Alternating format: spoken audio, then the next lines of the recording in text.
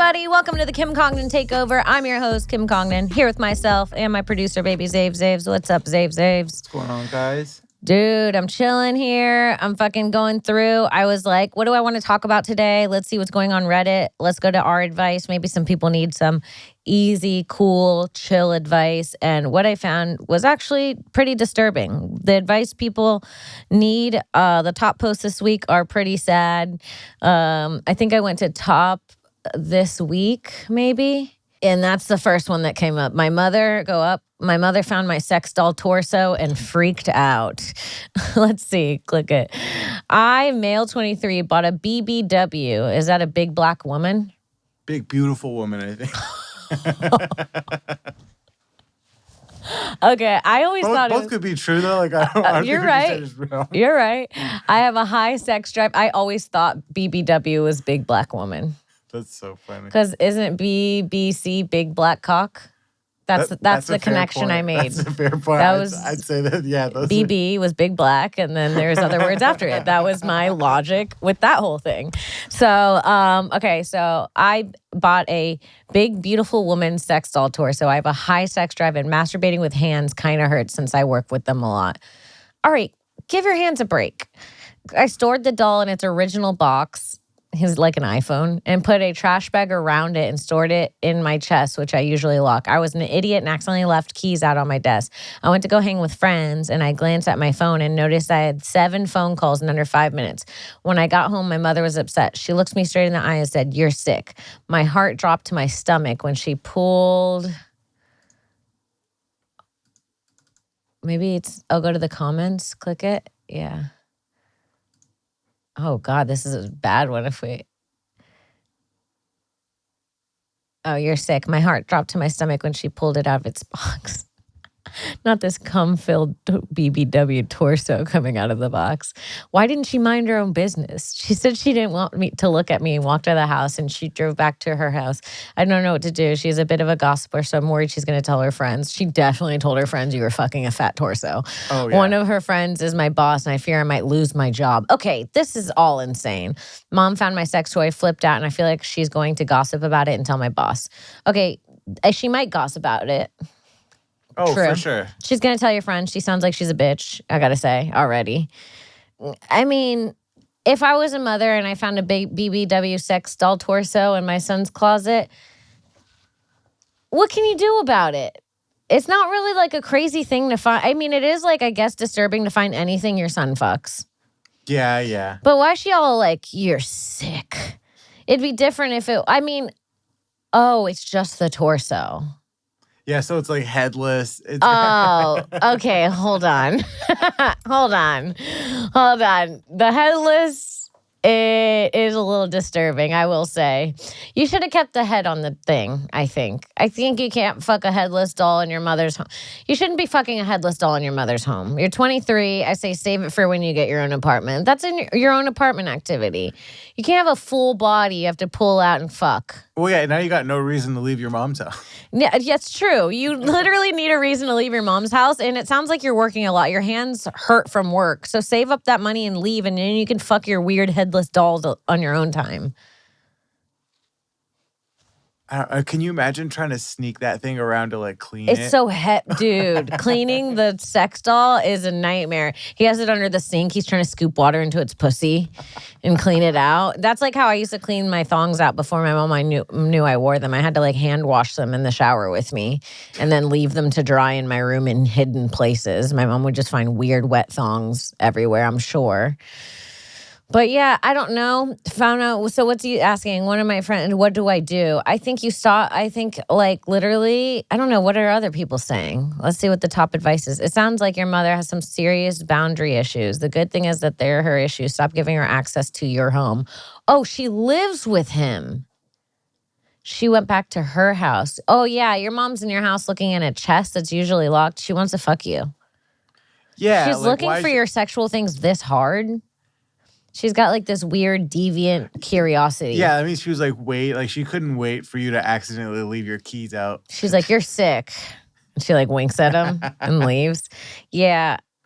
You not living with your mother makes this so much worse. This is her issue. He lives on his own. He's a hardworking man. He could fuck a headless doll if he wants to. Oh yeah. Am I crazy for saying No, that? yeah. At first, I thought he lived with the mom, so I was like, yeah, you got to stop doing that. But if it's in your own home, If you could properly have loud sex with your headless doll, I say go for it. They can't fire you for having a sex toy. That guy has a point. And your mom is sick. And she did touch a sex toy that her son used. That is weird. She's weird. You're not wrong. Your mom's weird. And I'll leave it at that, right?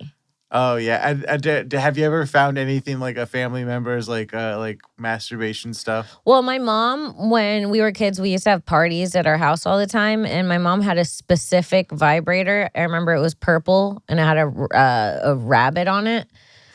Okay. And it had beads in it. And she had it specifically for people that would fall asleep drunk at our parties. And she would put it in their mouths and do a photo shoot with it. And then have the photo shoot on a TV in the morning so they'd wake up to the photo shoot of the dildo in their mouth. So that's like ultimate prank shit. I can't believe your mom was the one. My mom was an ultimate pranker. She loved pranking. She loves a good prank. I've gotten her with pranks. I did the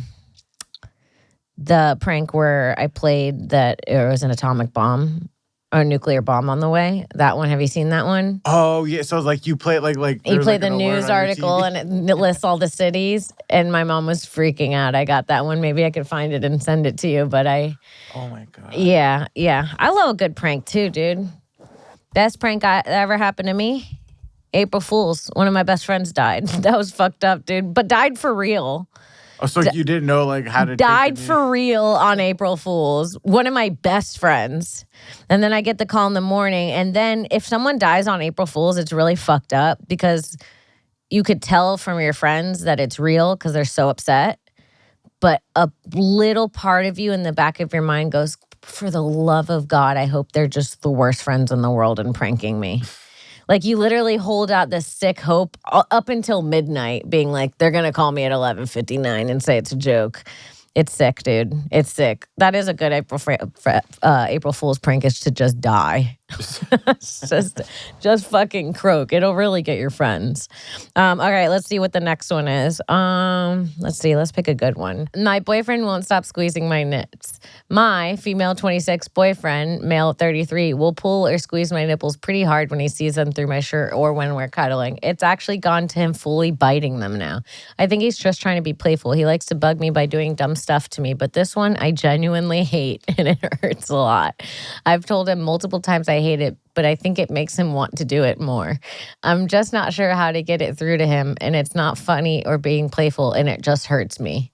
I've dated a person like this. It gets there's like nothing you can do. It's just gonna get worse and worse. I am currently dating a person like this. I'm currently dealing with this, Allie JD. My boyfriend loves to squeeze my boobs constantly, and at first it was a bit. I think that now it's turned into a lifestyle.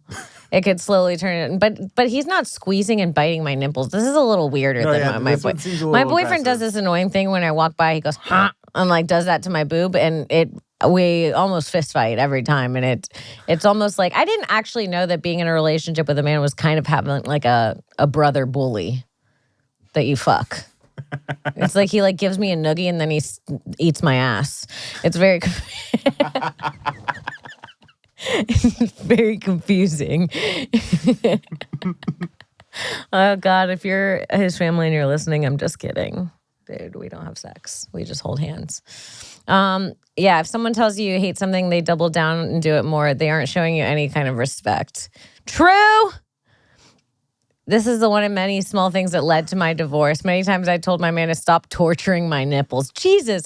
I will say my boyfriend doesn't torture my nipples. There's something about the nipple specifically that's making it more perverse. Yeah, it's like a sensitive area. It's a sensitive area. It's like pinching the balls. Oh. The pulling, the squeezing, the biting. Yeah, this is kind of weirder than what I'm going through. I think mine's just playful, and this guy's really into biting this girl's nipple off. This guy says, I'm a nipple guy. The love of my life is not to play with the nipple girl. I do not play with her nipple or her word. What? Why is he saying it so poetically? Sucks for me. It is what it is for me. For me, it's not a deal breaker and I could live with it. It's so much not of a deal breaker that this guy's going on Reddit, typing in people that need nipple advice.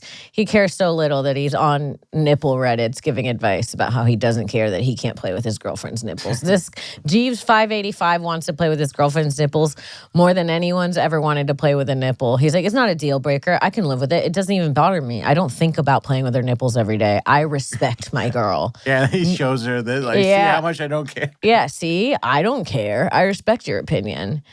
Yeah, this is just kind of a weird dude that's obsessed with squeezing a nipple. I had a friend who dated a guy. And I think Sarah and I have talked about this too. Sarah dated a guy that as soon as they started dating, he started honking her tits. Remember? The titty honker? Okay, yeah. And I had another friend who got a boyfriend and she was like hanging out with him a few weeks into them dating, like just at the house. I think they were painting and he came over and he just cupped her boob and squeezed it. And she was like, whoa, dude. And she said that he looked at her and went, but I'm your boyfriend. And she, and these are her words, not mine. She was so disgusted that she was like, he would have been better off ripping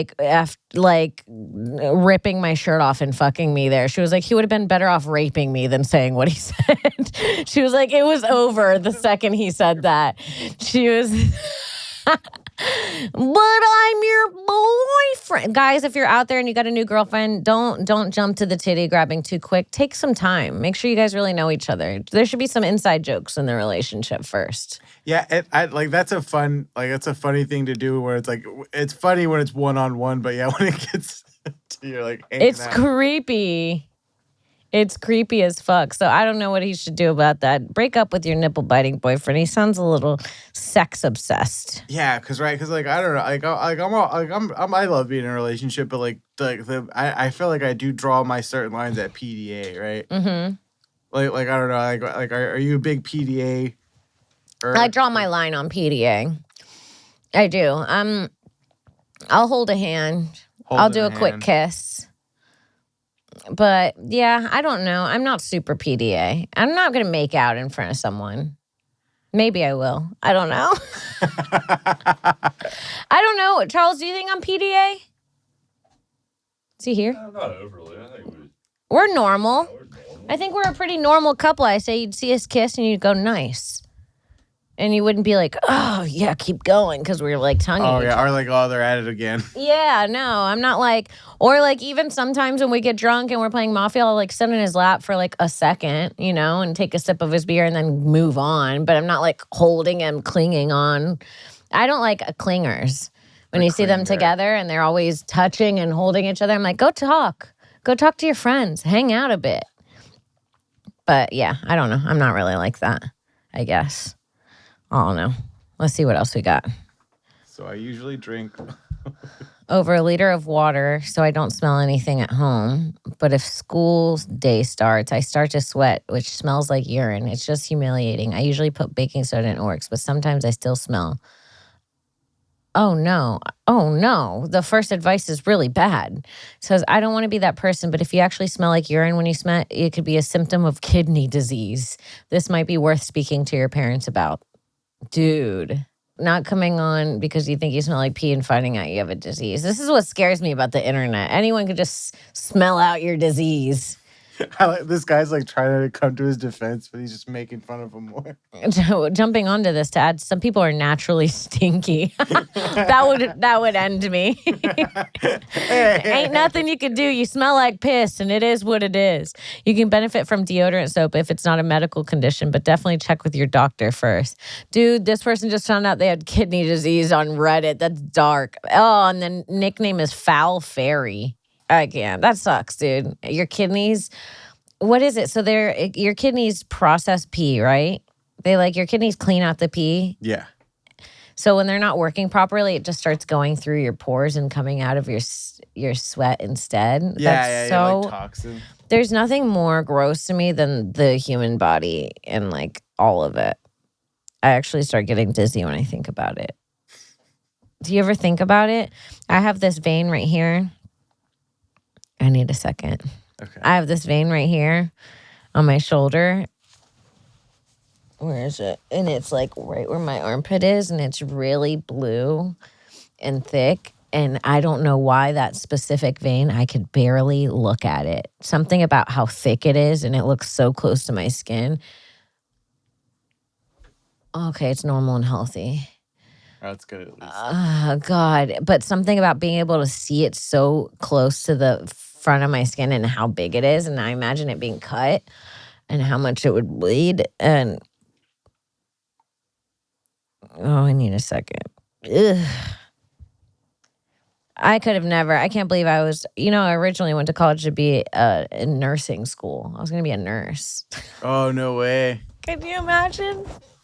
I actually wanted to be a neonatal nurse for newborn babies, which I would have been obsessed with because I love little babies. But yeah, dude, I don't think I could have made it through. I don't like blood. I don't like the thought of veins. I don't like the thought of like my heart pumping right now and all the things I don't like thinking about all the things that have to be going right in order to function.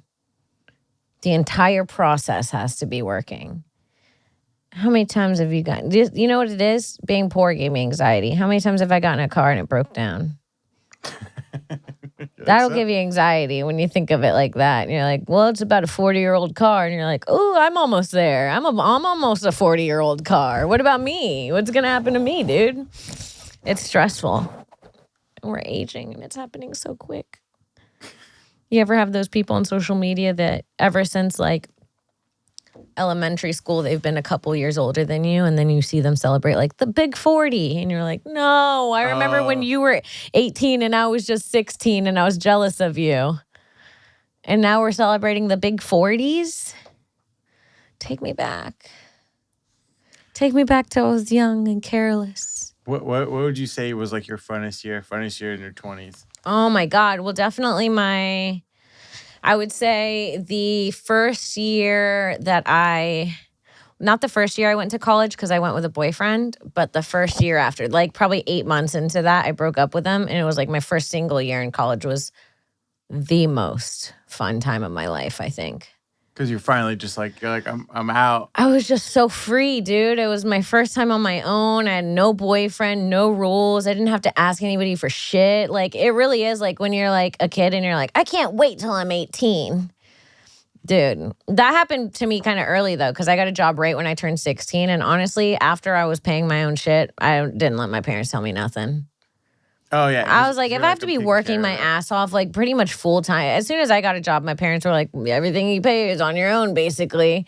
So I'm like, if I have to work to pay for like my own, like they stopped giving me like money, for like things. And I was like, then I don't know what to tell you. Okay, I shouldn't. I'm going to be naughty now. But yeah, college was probably the most fun time of my life. I worked at the Swamp restaurant. I fucking partied my ass off. We would take the trays and slide down the stairs with them. Oh, that's crazy. Yeah, the serving trays, and we'd go down the stairs with them, and we were bad. The Swamp girls are crazy. I remember every girl that worked there would get so fucking drunk.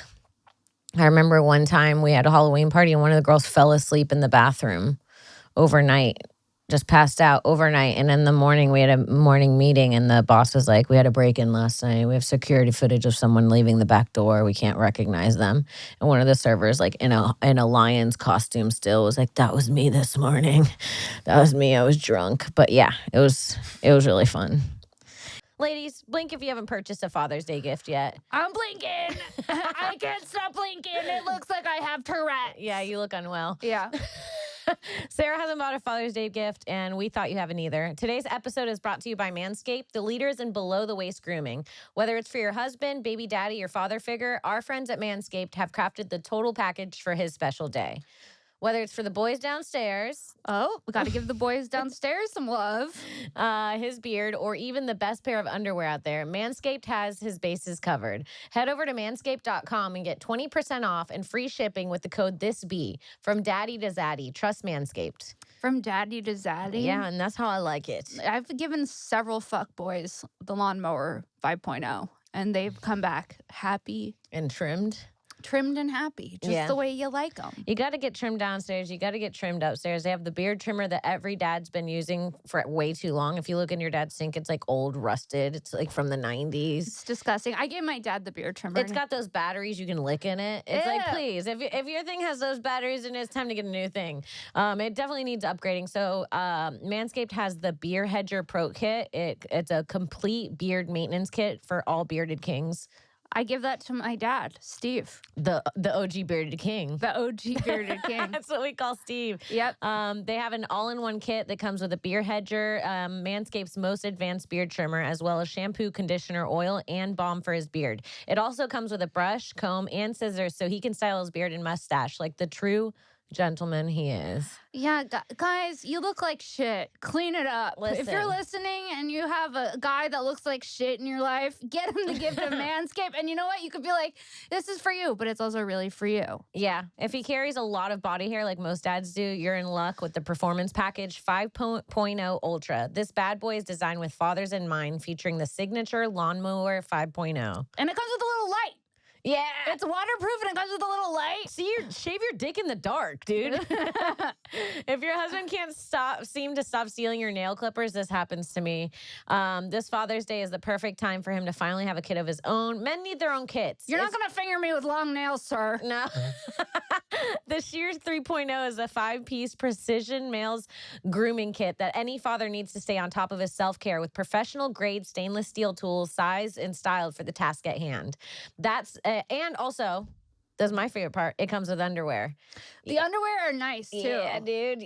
I've given the underwear, too. Just like the trimmer and stuff, men need new underwear. Have you ever seen a man's underwear? Disgusting. They come with the Manscaped Boxers 2.0. They're designed with a simple mission to make the most comfortable boxers a man could buy. It starts with a jewel pouch. A jewel pouch. I like that they have a little name for what you put your balls in. A jewel pouch. Yeah, it's a dedicated space that cradles your stones in place with a perforated performance fabric for extra breathability. Cradle the stones. Cradle the stones. Give it to your dad. You came from his stones and now cradle them. True. Get 20% off and free shipping with the code THISBE at manscaped.com. That's 20% off with free shipping at manscaped.com. Use code THISBE. Never forget where you came from, if you know what I mean. The stones. Happy Father's Day from Manscaped. Let's get back into the pod. Listen, it's getting hot. It's getting hot. Warmer, sunny days are happening. And you know what? I don't want to spend time cooking when it's hot out, when it's pretty out. I want to be at the beach soaking up the sun. And I don't know about you, Sarah, but I'm done with the full meal. You got to prep the meals. First, you got to decide what you want to eat. Then you got to go to the grocery store. You got to get the groceries. You got to put them in the bag. You got to bring it up the stairs. You got to put it all the way. Then you got to wash the groceries. Then you got to pick your meal. Then you got to clean the groceries. And then you chop it up. And then you make the meal. And then once you finally eat, you eat. And then 2 seconds later, you're full. Then you have a sink full of fucking dishes. No, I know. It's too much. It's fucked up. So that's why I'm obsessed with Factor. Factor has no prep, no mess meals. Meet your wellness goals in time for summer thanks to the menu of chef-crafted meals with options like Calorie Smart, Protein Plus, and Keto. Factor's fresh, never frozen meals are dietitian approved and ready to eat in just 2 minutes. So no matter how busy you are, you'll always have the time to enjoy nutritious, great tasting meals. Make today the day you kickstart a new healthy routine. What are you waiting for? What are you waiting for? With 35 different meals and more than 60 add-ons to choose from every week, you'll always have new flavors to explore.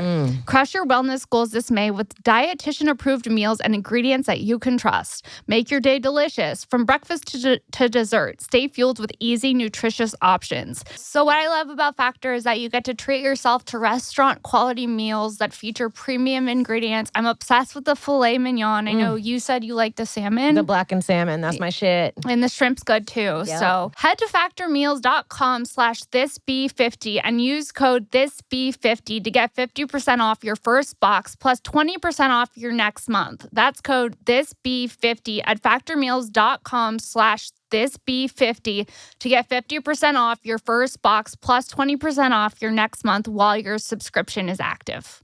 Tell them we sent you. Yeah, let's get back into the bud.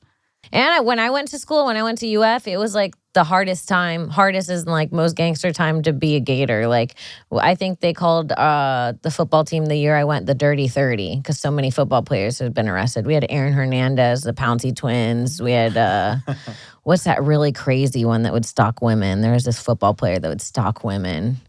UF football player stalks women. I don't know. Dirty 30, yeah. Dirty 30 UF. 30-30. Oh, I don't know what that is. That's like a tell-all. Oh, I think someone's got the nickname Dirty 30. Oh, okay. I don't know. Maybe it wasn't Dirty 30. It was something like that. How many people are on a football team? Does that even make sense? Is there 30 people on a football team? Jesus.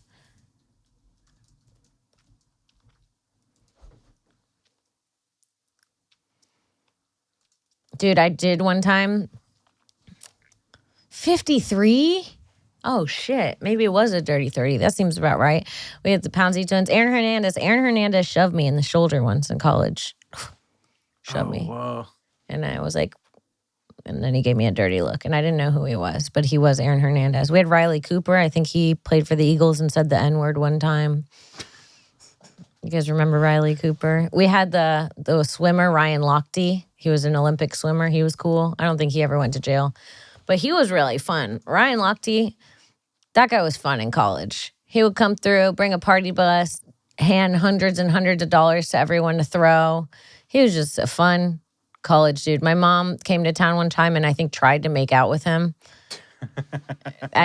I have a picture of my mom holding a lollipop, trying to be like really sexy, trying to kiss his cheek, and you can see like the vein in his neck from him trying to get away. Yeah, dude, college is fun. Did you go to college, Saves? Yeah. Did you have fun? I went to college in San Francisco, so it was very much like that too. It was like, I'm fucking out of here. This is crazy. It was so free. Yeah. It was so free, dude. And you saw crazy shit in college too. Oh yeah. Did you start comedy in college? Mm-mm. You started after. I remember I used to go support friends that were doing open mics and being I would do the exact really. same thing, And I remember being like, I could do this, but I would never do this. I don't want to. Isn't that weird that I had no urge in college? Yeah, and then what was like the final click? So it's after college.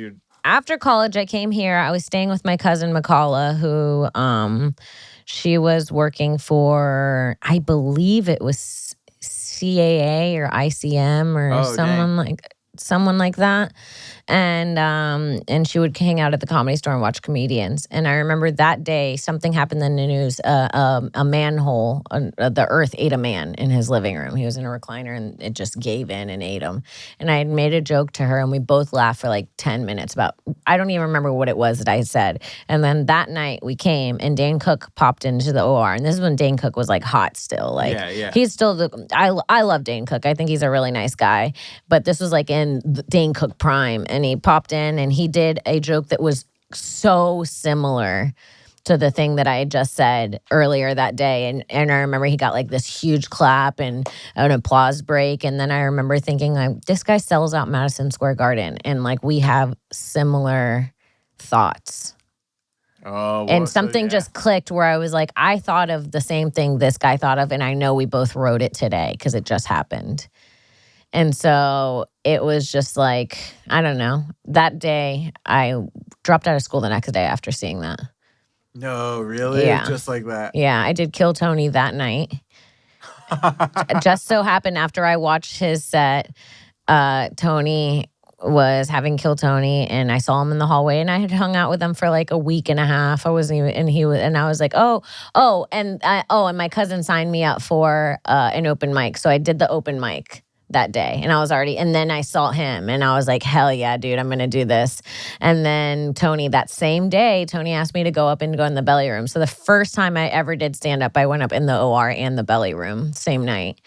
Oh, that's sick. Really crazy. And I did a set and I just kept doing stand-up from then. I dropped out of school the next day. Bobby Lee convinced me. I was like telling him that I did a set. I had a lot of fun and I kind of want to do comedy. But I have to go back to school in 2 weeks and I have to like decide now if I'm going to cancel. And he was like, drop out. So Bobby Lee was part of the reason I dropped out of school. And yeah, I dropped out. I kept doing Kill Tony. And then I met, from that show, I met Ralphie May. He brought me, Bobby Lee and Ralphie May were two of the first comedians to bring me on the road.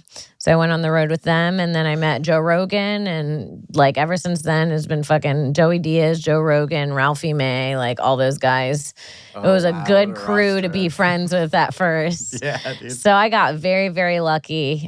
Like, seriously, I got very lucky. It just happened to be at the right place at the right time. I know those are the best stories though, because like it feels like I love when it feels organic like that, other than being like I planned it all. Yeah. And I'm just like, should I do this? And just little things. Bobby saying drop out, like Tony walking by in the hallway being like, I was just looking for someone that wants to go up on this show I'm starting. And it was Kill Tony. And now he's on the cover of Variety magazine and shit. Like, it's crazy. Yeah, so big.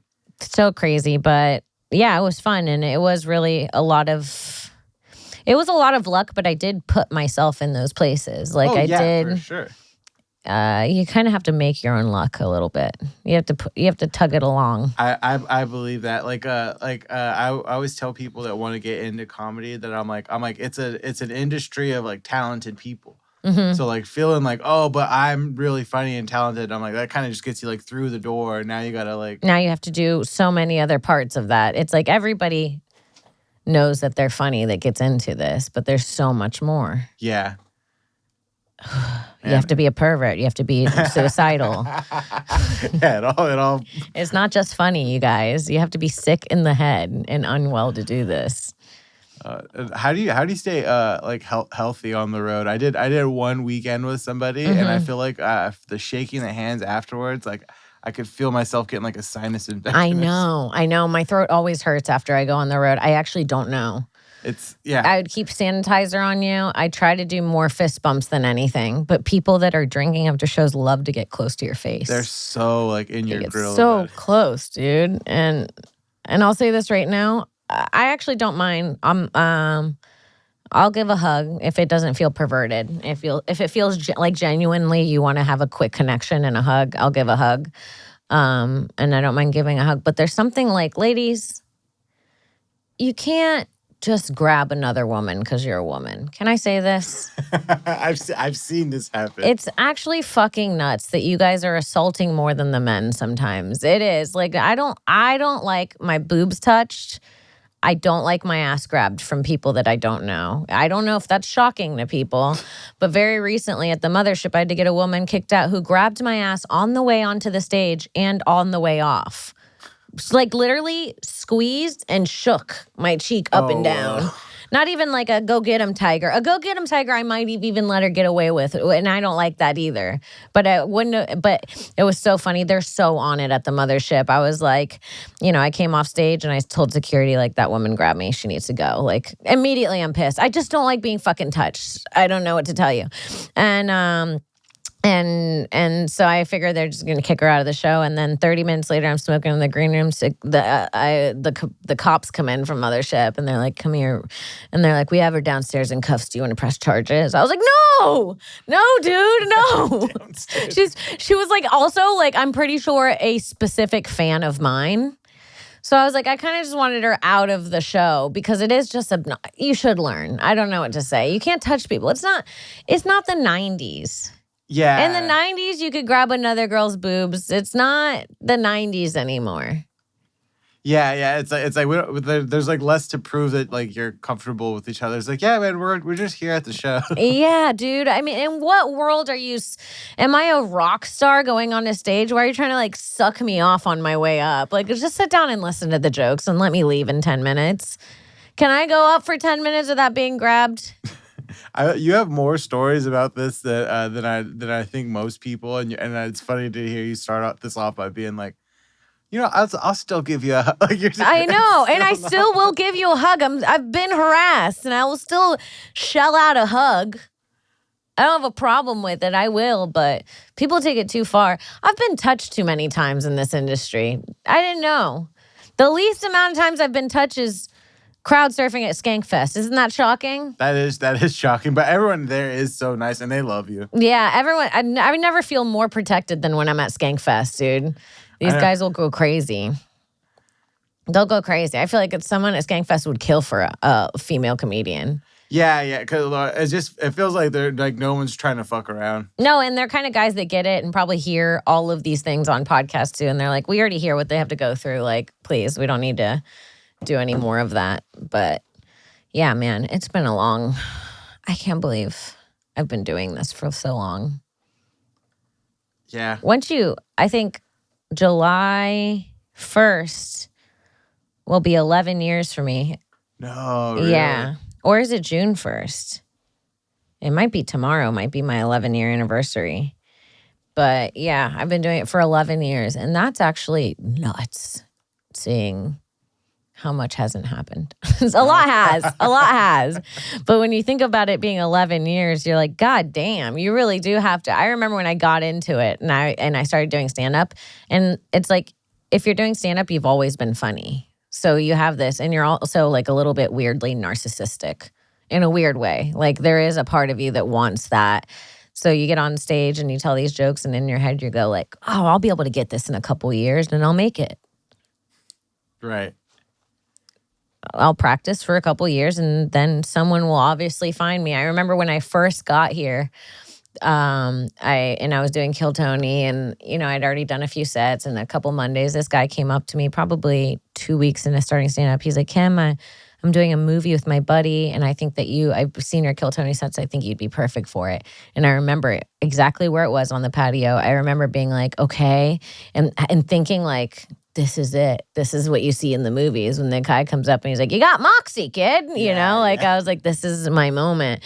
And he was like, give me your email. I'll email you the script. I gave him my email. I went home, opened up my little Chromebook laptop, RIP. And I opened up the script, and I kid you not, it was fully a self-masturbation cam girl scene. He just wrote it out? Dude, I think this dude just was like, this might work. I think he had a plan and he tried to execute. I think he had a perverse plan that he was really, it might have worked for someone. Because at first I was reading it and I was like, okay, like actors do sexual scenes, and I was like reading it and I was like, the scene is just me coming in the room, taking my clothes off. And it says like, you don't have to really take your clothes off, just make it look. And then moaning into the camera. And I go, this guy's going to jack off to this. Yeah, immediately. sure. You couldn't get me even in my 20s. I saw that and I said, this guy is going to jack off to this. This is genius. He has it pre-written. He probably changes out the names for who he wants to hire. And he goes and finds young girls with a gleam in their eyes. Oh my God. There's a story about a Canadian comedian doing something like that, but with men. Oh, the feet guy. The feet guy. That was hilarious. That I heard about. And yeah, a guy scammed a bunch of comedians by pretending he was going to pay them for pictures of their feet, and got like legitimate comedians that make money to send pictures of their feet for cash. Some of the stories were so funny because it's like you would think that they know right away that it was a scam, but he'd be like, oh, you sent me like 20 pictures of your feet, but I lost them. Like, can you send them again? Can I have 20 more different angled pictures of your feet? I didn't have enough toenail on that one. Yeah, and then, well, I've gotten with that one then. He probably has a collection of mine in there if you like the girls' feet. Yeah, that guy probably got to me, and I said, sent, here's my Venmo. You see my Venmo? Yeah, dude, a lot of dudes used to just message me and say, can I give you money? And I'm like, sure. And I'll just send my Venmo. And even if you do nothing, it still feels hoary. Something about it. Something about just accepting money. It makes you feel like a slut. Oh, because it would cut, like your Venmo would just have like random little payments in there. Yeah. When I got a business manager, he was like, what are these payments? And I was like, oh, just like sometimes guys ask me for my Venmo. I was like, can we put that in a certain category for income or no? But yeah, I don't know. Guys are creepy and horny. Yeah, that's wild. I wish I would have known more. This is why they don't give you the knowledge that you get as a woman till your 30s, because you'd go out of control with it. If I had my tight neck and the knowledge I have today, sweetie, Cover your ears, Chuck. I'd be fucking on a yacht. Okay? I'd be fucking on a yacht if I had the knowledge and how to talk to men and the confidence that I have now. But that's probably not what they like. They like scared and stupid. But I was too stupid to learn to get on the yacht. That's the problem. It's a catch-22? Catch-22? Yeah. What does that even mean? I remember it was a book. It just means that, like, you're damned if you do, you're damned if you don't. What was the book about? Let's see. Can we look up the origin of catch-22? Is that where the phrase came from, though? Yeah. From the book. Can we look up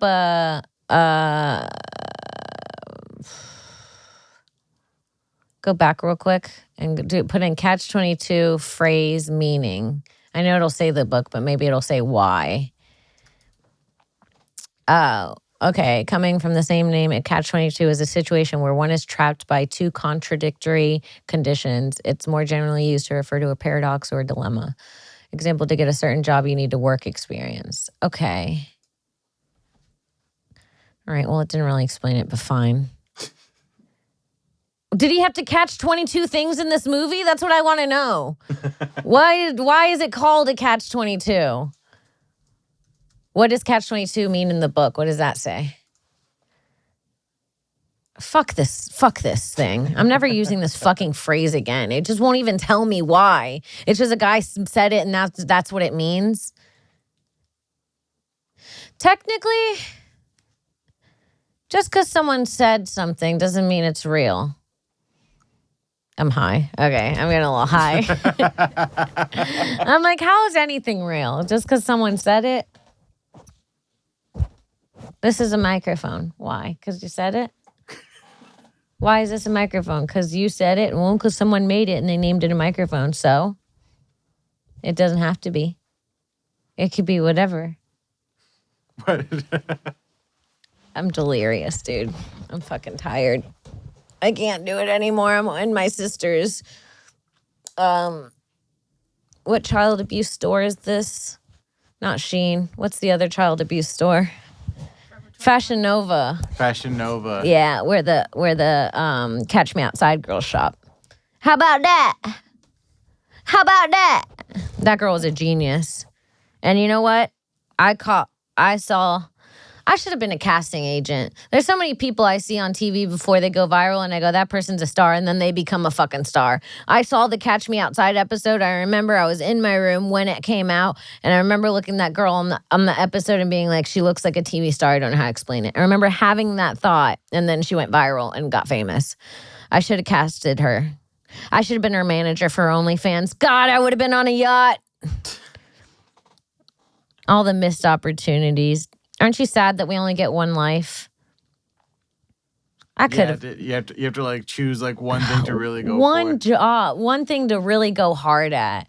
I would have loved to teach surf lessons to little white kids for overpriced money. Oh, wow, that's like your alternate universe. Like there's an alternate Kim giving surf lessons. In my ultimate perfect universe, I live on a tropical island where the waves are nice but not too rough every single day. And I teach surf lessons with my husband, and we also own a little coffee shop on the beach. We have a dog. It has no collar, no leash. The people just know it's our dog. We wear no shoes. We were time for this. What? There's still time. You think so? Yeah. This is good. Maybe a good retirement plan too. Yeah, but I for want to be sure. young enough to be able to surf still. But I could surf in my 50s. I could surf in my 40s. I want to retire in a year. And then we have a dog. It wears no collar. We have a small house. We have no. I don't own heels. I have to buy heels for every event I go to, and we don't really wear shoes much. And we eat a lot of fresh fruit. And we kind of just listen to music and do mushrooms and paint all day and do surf lessons. And my main focus is what I'm going to eat. One of my favorite things to think about. And I don't have an eating disorder. That's my dream. That's my dream. That's my dream. But I don't know. I did see a lady that was living that exact life, and then her husband killed her 2 kids. So it's not all nice. I bet she wished she was a comedian in that moment. That's a weird way to end the podcast. It's very dark. It's very dark. So listen, maybe your dream's not your dream. Maybe it could have been a nightmare. So appreciate it. I don't know. But that's the episode. Thank you guys for watching this episode of the Kim Congdon Takeover. You guys can find me on YouTube, Childless MILF. My special's out right now. Go check it out. My other podcast with Sarah Weinshank, This Bitch, KimCongdon.com for show dates. The Magic Prank Show on Netflix. Check out The Roast of Tom Brady. I had a little bit to do with that. And I'll see you guys next week. Bye.